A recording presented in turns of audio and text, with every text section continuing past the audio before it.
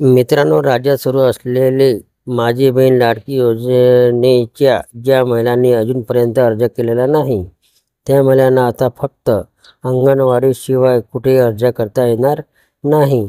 कारण फॉर्म भरताना या योजनेचा दुरुपयोग होत असलेल्या बातम्या पुढे येत असल्याने सरकारला नियमात बदल करावा लागला. आता फक्त अंगणवाडीतच तुम्ही अर्ज करू शकता. हा नवीन नियम लागू करण्यात आला. याबद्दलच्या सरकारने जी.आर. पण काढलेला आहे.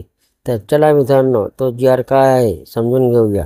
मुख्यमंत्री माझी लाडकी बहीण या योजनेच्या अंमलबजावणीत सुधारणा करण्याबाबत महाराष्ट्र शासन महिला व बालविकास विभाग शासन निर्णयाद्वारा दिनांक 6 सप्टेंबर 2024 रोजी हा जी.आर. काढण्यात आला. तर मित्रांनो, चला आपण या जी.आर.ची प्रस्तावना काय आहे ते पाहूया.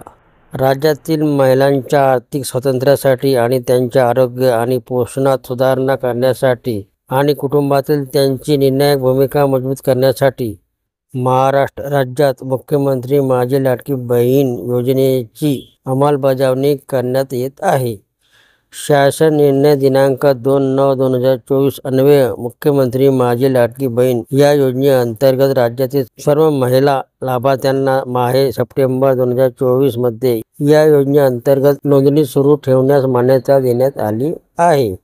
या योजनेअंतर्गत यापूर्वी 11 प्राधिकृत व्यक्तींना अर्ज स्वीकारण्यास परवानगी देण्यात आली होती. आता सदर योजनेअंतर्गत प्राप्त होणाऱ्या अर्जाची संख्या मर्यादित होत असल्याने फक्त अंगणवाडी केंद्रात अंगणवाडी सेविकामार्फत अर्ज स्वीकारण्यास मान्यता देण्याची बाब शासनाच्या विचाराधीन होती.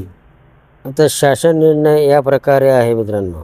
मुख्यमंत्री माझी लाडकी बहीण या योजनेअंतर्गत राज्यातील सर्व महिला लाभार्थ्यांना माहे सप्टेंबर 2024 मध्ये या योजनेअंतर्गत नोंदणी सुरू संदर्भातील दिनांक 2/9/2024 रोजीच्या शासन निर्णयान्वये मान्यता देण्यात आली आहे. या योजनेअंतर्गत संदर्भाधीन शासन निर्णय दिनांक 12/7/2024 व दिनांक 25/7/2024 अन्वये नागरी व ग्रामीण भागातील बालवाडी सेविका, अंगणवाडी सेविका, समूह संघटन, मदत कक्ष प्रमुख, आशा सेविका, सेतू सुविधा केंद्र, अंगणवाडी पर्यवेक्षिका, ग्रामसेवक व आपले सरकार सेवा केंद्र या 11 प्राधिकृत व्यक्तींना अर्ज स्वीकारण्यास प्राधिकृत करण्यात आले होते.